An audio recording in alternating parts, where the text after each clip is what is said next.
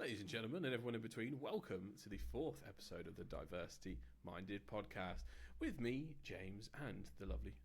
Melissa. You gotta love the throwover. So today's episode, like we kind of always do, is covering diversity, equity, inclusion, neurodiversity, all that kind of stuff included in the one show, and how we can actually get organisations to give a shit, engage, and also bring in some stuff from a marketing point of view and how we kind of pull that all together. Today's episode is going to be covering a few different topics, but the most interesting one that we're going to start with is how we can actually get leaders to be truly bought in on kind of true diversity within organizations and show up for it, whether it be internally or externally. I've had my experiences with seeing performative attendance and diversity with different things for various different corporates and smaller businesses. But Melissa, I wonder what your kind of experience is when working with kind of leadership and why it is actually so important for them to actually kind of care. And it's a strange topic when we're starting from a point of view of assuming someone doesn't care, and how do we bring them to a point where they do? So what's your take? So the whole assumption of that they don't care is a really big red flag to say that you don't know. So it means that you haven't had that difficult conversation. No, it doesn't even have to be difficult, but you haven't had that open conversation of asking leadership, is this truly important to you? And I have a really great example in a team within a large organization who is driving EDI initiatives. I know you say DEI, but EDI initiatives, and the stakeholders have never met the leadership team of the organization.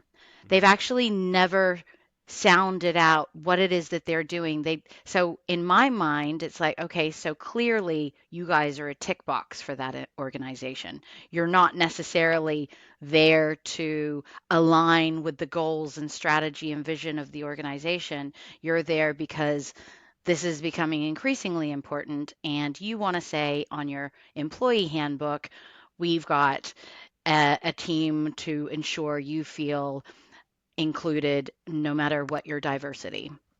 Mm. That's that's that's kind of so I feel like if we're not having the conversation, if you don't know firsthand what the leadership is thinking about when it comes to diversity and inclusion, then you haven't had the conversation. Yeah, and I suppose what's the first steps to having those conversations? Because I'm not exactly going to have the most tactful approach to it. I think in my personality breakdown, which we've talked about in various different episodes, kick the door down and ask questions that no one's asked before is rarely a successful strategy in corporate. What's the what's the proper way to do it? In terms of being tactful and starting these very delicate conversations, which can be difficult for some, especially if the board and leadership is not exactly diverse and then they're thrown into a world that they're not familiar with yet. Mm. Well, so getting a little bit of self-reflection, if you took a little bit of a softer approach, and let's say that from the outside, they don't necessarily look diverse or appear diverse, but that's where being able to measure their personality types and their motivations, if you're able to assess them from a slightly deeper perspective and see, okay, actually, we have no diversity of mindset within our leadership team or our board, then I think that that's a really good starting place of what are we missing and what are the consequences if we're not introducing other perspectives into these important conversations that shape the strategy of our next 3 to 5 years. Mm. So that, yeah, self-evaluation piece, I think, is a less difficult conversation to have, Mm. but an important one. And that's step one. I mean, obviously, this is your wheelhouse, going into organisations like this and starting this process to get them on a better path. Is that the first thing you do? You get to know everyone. You come in and you go, right. First place we're going to start personality evaluation. We're going to see where everyone is, from CMO, CFO, the whole nine yards. Give me senior leadership and give me C-suite. I want to figure out where everyone sits, and then you kind of start making moves from there. Is that kind of part of your process? So it can be they do the test, and then you have, before they get the results, you do a workshop so that they understand what it all means. And then you go into a deep dive into their own profiles and you give that one on one feedback. But typically, there's a catalyst for why they're going through this in the first place. So maybe results haven't been what they should be over the last year or two. They're not being innovative enough. Their competition's taking over. So there's usually some driving force that gets them to think, oh God, we need to really evaluate what's going on here. And in having, it, or sometimes, leaders have heard about things that other organizations are doing. I mean, there's lots of executive coaching and a ton of coaching that's out there today, but I think if you're really wanting to make impactful, quick changes, being able to see where everybody is and how to mobilize people is probably the easiest and fastest way to get visibility. Otherwise, it's Mm. all hearsay and opinions. Yeah, and I was just going to say that, I know you take more of an action-based approach to your kind of consulting style and what you do. When you get these results in front of you, is every case super individual in terms of going, right, I have this type of personality, this type of personality. Typically, what we can do is mix between the two. Does it start to look more like a chessboard in terms of how you can rearrange things or give certain pieces of advice? Like, what are those first actions you start to take once you've gotten the personalities in and you've kind of looked at the results and the pieces you have in front of you per se? I think that so this morning I did a workshop with a leadership team of a nonprofit, but around in a sports organization. And the first step really is educating. What does it all mean? And it's okay to be different to other people. Your personality and the way that you show up is your unique strength. And instead of, because if we're not going to work authentically as ourselves, then we're probably not going to be 100% fulfilled or happy. It's not going to be sustainable. If we find something better, we'll leave. There's no loyalty. So, how do you first just begin to understand that it's okay not being like everybody else? And in fact, the most successful teams are diverse. So if you're looking at thought leaders in this space and Google, who did Project Aristotle, which talked about diverse teams make the most successful teams. And, but you also have to encourage, so there are lots of different elements. But if you're a leader who is determined to achieve success, if you're not questioning from the inside out, then I would say that you're operating blindly. You're not Mm. really considering all of the different components. Yeah, and on that topic, then showing up authentically, going to specific like events that might mean something for that newer point perspective, actual diverse events and things, because the DEI, EDI, however you want to say it, it's been unfortunately hijacked politically. And some people have a strong stance on it before they've ever really considered or looked into it or anything like that.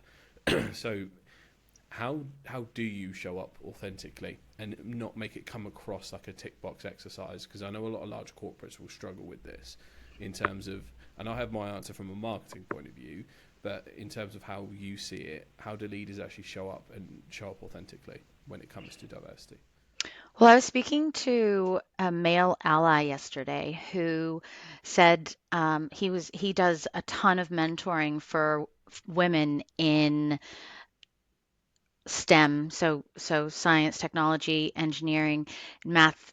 So he supports women and has this really big passion for providing equity to women who aren't receiving sponsorship. Mm. And he was at an event that where he was one of three men.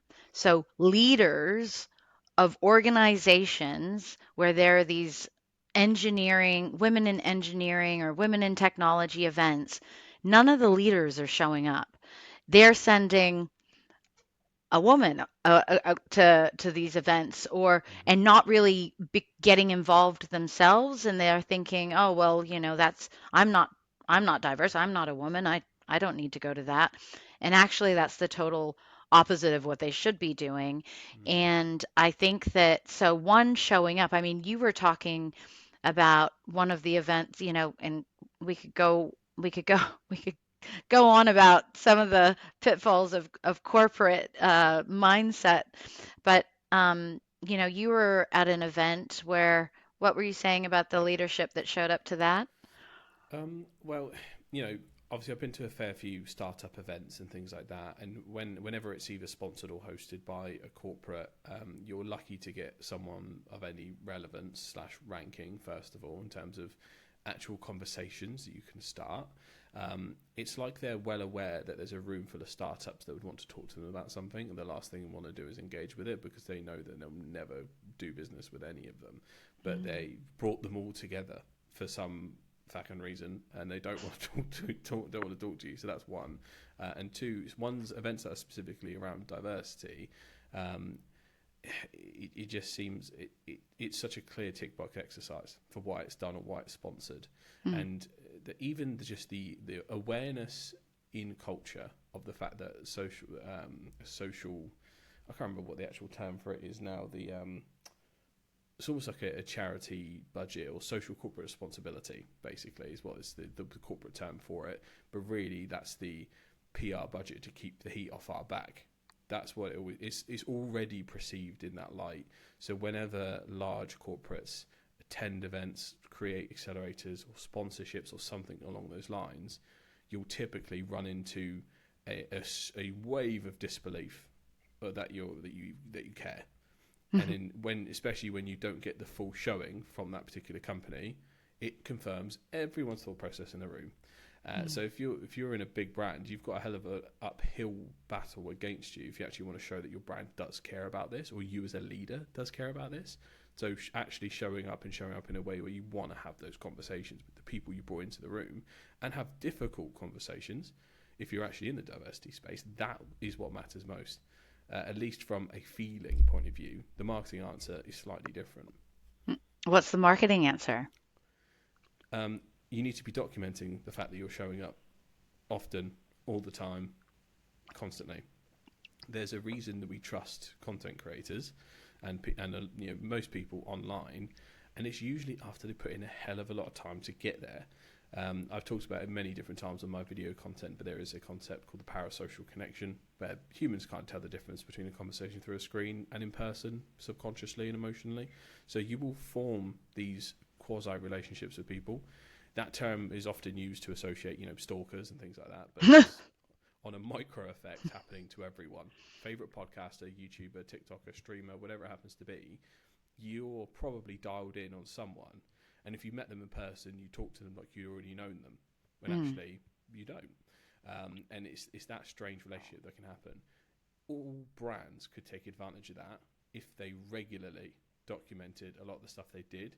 That wasn't just a really shoddy picture that they'd asked someone to get from a different department whose not job it is.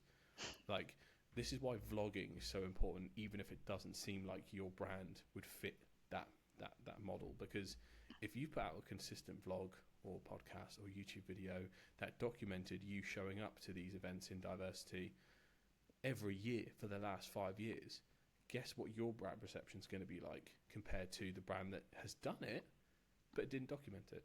Mm. Because if you see a flash in the pan post, it's not going to get out to the people you need it to get out to. You have to keep digging and digging and digging, because that is the war of social attribution we all fight. Mm. And if you actually cared about it as a brand, it needs to be part of your regular content cycle forever. Mm. Otherwise, you'll be perceived as not caring, because that's all people can see. And that's for the outside in audience, right? So that's for the outside.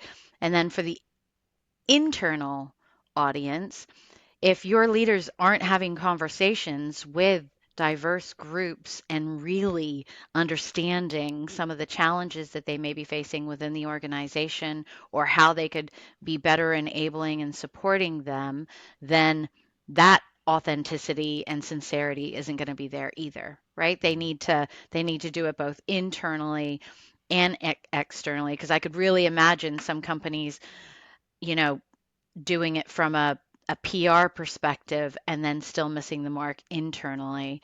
So I guess like, and I think that's that's one of the things that when we talk about homophily tendencies. So our natural, so when you were talking about the CEO or the leader at some corporate sponsor, they're putting on drinks and they're like, yeah, for all of these, up and coming startups who have no money and probably just have no idea what, corporate comfy life, or they might, and that's why they kind of debunked that and they wanted to go their own way. But that person probably doesn't have a similar mindset as the entrepreneur that's just starting out and is hustling.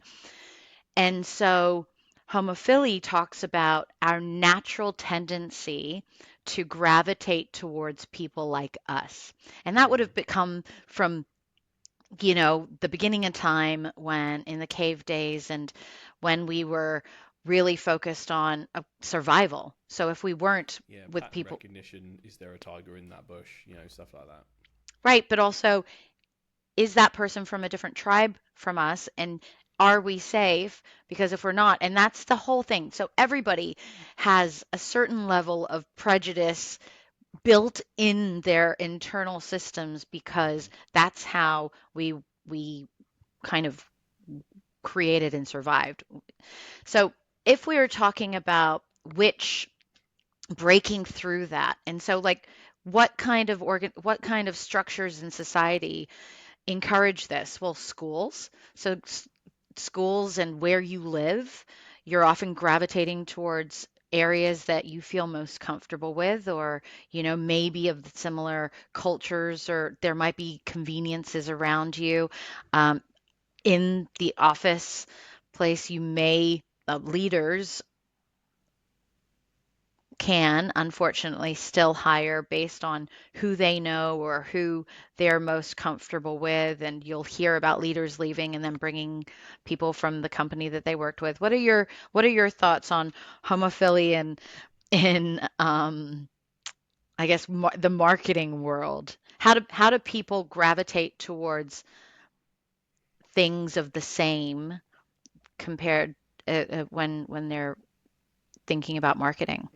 It happens all the time, and especially when working or managing marketing or creative teams. In the social world specifically, I always in interviews ask people, "What's your favorite social platform? What do you use the most?" And typically it would be Instagram or TikTok are the most common answers now. Sometimes you get the old Pinterest or YouTube, something like that. But people will think about their content creation in the method that they consume most regularly. So I am still very YouTube coded, to use a very Gen Z term, in terms of how I present myself on video and how I edit things, because that was the generation I was in. However, if you bring in a Gen Z member of staff, they're automatically thinking more in a lens of TikTok in terms of how they create things. So just the perception of your chosen app, your chosen tribe, your chosen generation, one, obviously you'll get those types of employees will flock together and they think in the same way.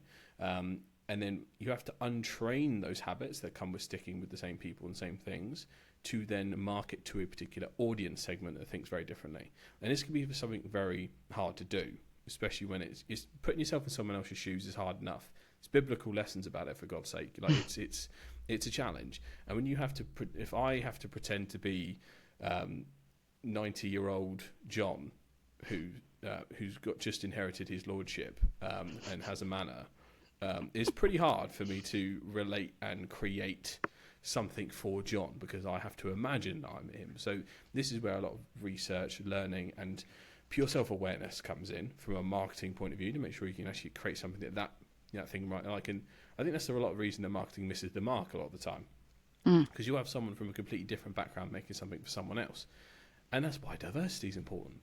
Because at least if you have someone from that background in your office, you can consult and get some kind of thing, but actually listen to them. I feel like the advice of younger people in teams is ignored so much, and usually to the detriment of Mm. any company, because any kind of trending brand at the moment that's actually listened to younger strategists, they're killing it on every platform. Curries on TikTok, for instance, or Nutter Butter on TikTok. Like, if you don't actually listen and embrace what they're talking about, you're cooked. So yeah, groups of people flocking together is going to happen, but it's the self-awareness factor that helps from a marketing point of view and training those people. But then it's a whole different problem managing click creation and generational divides within companies. And I've seen that and experienced that myself, both working for someone and employing people, and that's an interesting thing for me. But what type of things have you seen or experienced in regards to the same group of people flocking together? Well, if you're looking at leaders, so there's a statistic research in corporate America that says 62% of executives prefer to or feel more comfortable mentoring employees that remind them of themselves. So that, or there's the other thing like social networks. So 80% of a study on Facebook found that 80% of users' friends share the same political Hmm. affiliation. Yep. So when you're not getting that diversity within your environment, how are you going to challenge some of your beliefs and or which could help you highlight some of the limitations that you may be struggling with? I guess if you're looking at it from a performance perspective, when you talk about the marketing angle, we look at that from sales and performance too. So what roles are best aligned with certain personality types? And of course, you can always get a blend, but if you have introverts that aren't wanting to have difficult conversations with leaders of organizations and challenge them so that they buy your product, they're unfortunately not going to be as successful as their extroverted counterparts who are, better communicate or more comfortable with communicating and having those harder conversations. But it's a really interesting topic. And I know that the other thing that we were talking about was how do we become more diverse in our own mindsets? So we're Mm. talking about people around us that, so organizations and leaders and how they can start to question the amount of true diversity they have at a mindset level. But what about when we're how we are? How would you, what are some thoughts that come to mind in how to kind of challenge your own diversity within your mindset? Again, it comes back to the whole self-awareness factor, right? The first thing that came to my mind was, okay, so we're going to run into many people on this here planet that want to learn, want to change, want to become the best of version of themselves. However, we're also going to bump into people that think they're right already. So they don't feel like they need to embrace any change or diversity. And I think that's one of the big reasons it's been hijacked by politics, because it feels like people are being told that they're wrong, or that they aren't diverse enough, so on and so forth. And they're like, why? Why should I think that way? I'm not racist. I'm not this. I'm not that. And there's an immediate lockdown of any improvement or change that could come from that person. And it's strange to bump it, because the people with those two different mindsets do not easily understand each other. Because I remember back when when I was super intense on growing the business, when I bumped into people that just wanted a cushy lifestyle business, it was like I was talking to a Martian. I could not understand the desire not to grow. Now, old and jaded, I very much understand, but Old. it, Okay. but Mm. back then I could not have been more confused. I did not understand it, And it just took a while for me to get to that point, for me to see more, experience more, all that kind of stuff. But people can get set in their ways, and I think that's the challenge that pops into my head straight away: is how do you get people started on the correct path when they already think they're right, and we essentially have to change their mind. Well, okay, and I think that this is coming from different perspectives. So, a lot of the people who just go through life thinking they know best and are not interested in learning or opening up their mind, to be honest, I'm not really that I'm not really that motivated to try to convince them Because otherwise. the stereotype is that those type of people are running the biggest corporations. That's the stereotype. Because I'm describing Donald Trump for anyone who's like confused on my analogy. Like it's like where everyone assumes that the CEO of most companies is like him, or like in that like I know best, I'm the best in the world, right? So in that sense, like the biggest companies impact the biggest changes everywhere else. But yeah, I'm usually in agreement with you, where I'm like, if they don't want to change, doors that way. But yeah, what do you think on that? Okay, so when you come to people like Donald Trump, um, who don't want to see anybody else's perspective, I think that that's actually less their personality type and more a reflection of their need to survive because they're actually inherently insecure people that have created this ego to project this air of confidence because they're little boys who don't like whatever trauma they went through. No, yeah. So actually the whole personality profiling, so the DISC method that we've talked about, dominance, influence, steadiness, compliance, this produces a report that lists out, yes, you know your strengths. We don't want to talk about that because you'll continue doing that naturally. That just Hmm. comes to you naturally. But it's the limitations. What are the things that don't come naturally to you that could be holding you back? Now, even people who are selling $80 million deals or who are one level removed from CEOs of multi-billion organizations, only because I haven't run this particular exercise with a CEO of a multi-billion organization, they still have gaps. And I would Hmm. guarantee that the CEO, they all have gaps. And there are limitations that could be holding them back. Now, as you become more elite in your or specialized in your field, that incremental improvement may only be tiny percentages, but it's still an improvement. Mm. So, being curious enough it to look into that, I think is a really fun exercise, especially for the ones who think that they know everything. I've had people come on to coaching calls and like, yeah, this doesn't sound like me at all.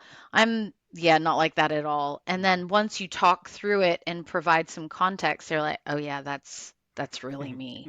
And and in fact, often those people who aren't aware of themselves, you go ask their partner or their family member, and Right. they'll contradict them. So those, I think that the first thing is being able to get that self-awareness, but being curious. Like, wouldn't you want to learn how you can show up better on and engage with others in a more, I guess, collaborative way that presently you may not be getting as good results. I don't know. That's what first comes to mind. I don't know if I went on a tangent with that one. No, it makes sense because at the end of the day, if someone is more resistant to it, and they have again, it's the political views I'm most worried about in today's day and age, where people will bring that political prejudice or view into business.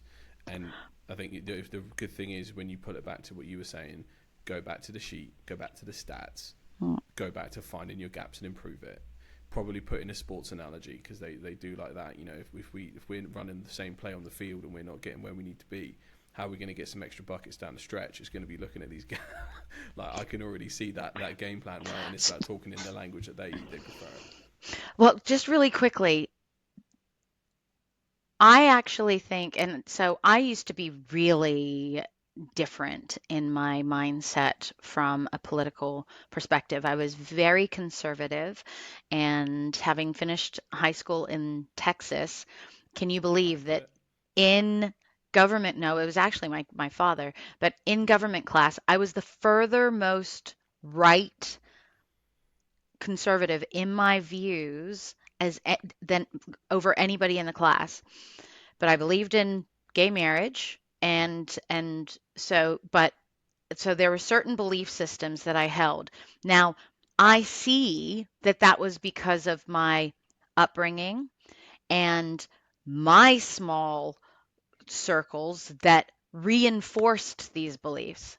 And that's Mm. why it's so important to get other perspectives, because without that, if I'm just watching Fox News all day, I'm probably still going to be a Locked in. bigoted racist. You know, Mm. like, and I'm not saying that everybody who watches Fox News Yeah, is, this is the thing you have to go, but not everybody. Yeah, it's but yeah. it creates a narrative that supports people's belief systems. Now, a lot of people, Donald Trump won based on a lot of uneducated people who didn't really have a huge amount of trust for other cultures, or openness to Mm. learning. And so, but then also, I can understand other people who voted for Trump from a business perspective, because obviously if they were only motivated by money, then Tax that's something. dollars. But again, those are all really narrow viewpoints, instead of people actually thinking about, well, what's right, and how, those people who are typically pretty prejudiced, not open to any outside influence, they're usually pretty angry. They've been hurt. Mm. And that's their way of protecting themselves, and that's like the way that they self-preservation. Yeah, Now we're getting into a whole different topic, and we're going to be like, this is the it's been nice knowing you guys. yeah, yeah. This is the cancelled podcast after 4 episodes. Um, No, but I think just talking about the subject. Like again, we just need to be in a place where we can talk about any and everything. And when it comes to, we're called the diversity-minded podcast, and unfortunately, diversity has found its way into politics either way. So it's going to come up in a lot of our episodes, and we're not going to shy away from it. Yeah. And if you're angry about it, I'm just going to continue to do my terrible Trump impression. So there you are. That's your punishment. I'll do a full episode in character, and I won't be then what here we're for going to that, do. but Yeah, it'll just be a solo cast. Um, but there's probably so many more angles we could go down. I mean, exploring the nuances and the challenges within corporate culture is going to be interesting, because now I feel like I have an outsider's perspective, but I have been in it, and you obviously yourself is in a similar position. So now we've got that different perspective and viewpoint. There's probably going to be whole other episodes we can look to on that. And again, any comments you guys have below on specific things you want us to talk about in regards to corporate culture, diving deeper on particular things, we'd love to do it, because that's what this show is all about. But Melissa, any closing thoughts? no, well, I would really love for everybody to challenge themselves on looking at their circle of who's around them. Who do they spend time with? Do they think like you? Is there an opportunity for you to go and hang out with somebody that has totally different views, totally different culture, totally different perspectives, so that you can, I don't know, just learn and challenge your own perspectives? I think that that's always, or just go and order something different on the menu that you haven't ordered before. You English are so funny. I've never met an entire group of people who are so fearful of food. Flavor? Flavor, that's it. So fearful of flavor. Listen, I don't know what it is. It's just like my granddad on my white side was a merchant sailor. He sailed across the So world is Papa. and tasted pretty much anything you could have tasted. And he Hmm. came back and was like, "Give me some boiled vegetables and unseasoned chicken this instant with some gravy," and I'll hear nothing about it. None of that. None of all that Yeah. madness. So listen, maybe it's comfort food. Again, that's a whole nother topic. Yeah. Psychological damage of the British. Um, Oh, But no, funny. I think we'll wrap it here before we end up getting too carried away. If you have anything you want us to cover, please leave it in the comments down below. But until then, we shall see you on the next one. See you later. Bye.